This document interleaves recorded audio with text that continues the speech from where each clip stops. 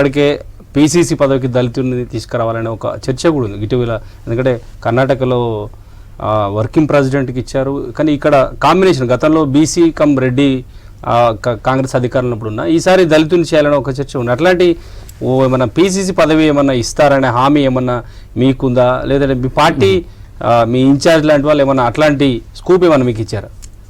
ఆ మిగిలిన పదవుల్లో పీసీసీ ఉండడం వల్ల ఈ చర్చ వస్తుంది. నేను ఆర్గనైజేషనల్గా నేను అటు జేఏసీ నుంచి కూడా వివిధ పార్టీలతో కలిసి పనిచేసిన ఏమంటారు చైతన్యం ఉంది. తర్వాత నేను సంఘాన్ని నడిపిన చరిత్ర ఉంది. ఒకవేళ కనుక నేను పదవులకే కొంచెం ఇబ్బందికరం అయితే పార్టీకి నేను ఉండే అవకాశం కూడా ఉంటుంది. బట్ నేను అనుకుంటున్నా అంత మేరకు ఇంకా సీనియర్స్ని ఎవరినైనా చూస్తారేమో. నేను అనుకున్న మహేష్ అన్నకు ఒక గుడ్ ఛాన్స్ ఉంటుంది అని అనుకున్న ఆర్గనైజేషన్ ఉన్నారు. సో అలాంటప్పుడు ఆల్టర్ చేస్తారా I don't know. I'm committed to the party. నేను ఒక చదువుకున్న అప్డేటెడ్ దళిత్గా ఇగో ఈ కాలం దళితులు కూడా ఇంత ఒక మెచ్యూరిటీతో ఉన్నారని చెప్పే ప్రయత్నం చేస్తున్నా. అది ఎంత మేరకు ప్రజలకు సింక్ అవుతుందో నాకు తెలియదు, కానీ నేనేం త్యాగిని కాదు. I have a alternatives. At the same time Congress party నాకెప్పుడు నష్టం చేయాలి.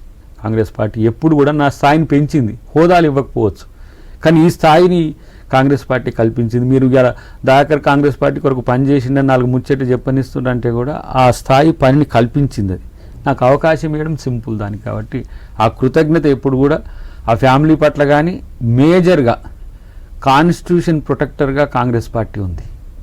దాని కొరకు నేను ఒబే అయ్యి ఎప్పుడు కూడా దాని కొరకు పనిచేయాల్సిన చారిత్రక అవసరం ఉంది. ఎందుకంటే బాబాసాహెబ్ అంబేద్కర్ రాజ్యాంగం రాసిందని కాదు, ఈ దేశ రాజ్యాంగం ప్రపంచంలోకెల్లా అతి ఎక్కువ డెమోక్రటిక్ వాల్యూస్ ఉన్న రాజ్యాంగం. అది కనుక అమలైతే సమానత్వం అనేది అతిపెద్ద భౌగోళికంగా అతిపెద్ద జనాభా కలిగిన ప్రజాస్వామ్య వ్యవస్థ భారతదేశంది.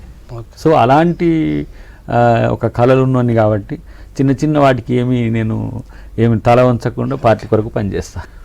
బీజేపీ బలహీనంగా ఉన్న దగ్గర బీఆర్ఎస్ ఎట్లా ఉంటుందనే దాని దగ్గర వీళ్ళిద్దరిని వినోవర్ చేసి ఒక ఎత్తుగడతో కాంగ్రెస్ పార్టీ ముందుకు పోవాల్సిన పరిస్థితి వస్తుంది. పార్లమెంట్ ఎన్నికల్లో దయాకర్కు ఏ టికెట్ ఇస్తా అని పార్టీ హామీ ఇచ్చింది.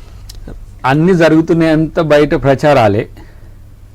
ఏది జరిగినా బయట జరుగుతున్న ప్రచారం. 3 రిజర్వ్ సీట్లు ఉన్నాయి.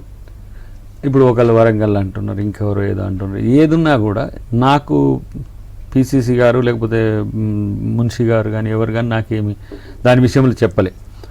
ఆ పరిస్థితి వచ్చినప్పుడు వాళ్ళు ఆదేశిస్తే చేయడానికి నాకేమీ సమస్య లేదు. డెఫినెట్గా పార్టీని మళ్ళీ అప్పుడు కూడా నీకు ఇదే స్టేట్మెంట్, పార్టీ నిర్ణయాన్ని శిరస వహిస్తా అని చెప్పడం తప్పితే నేనేం చేసేది లేదు. అంటే ఫైనల్గా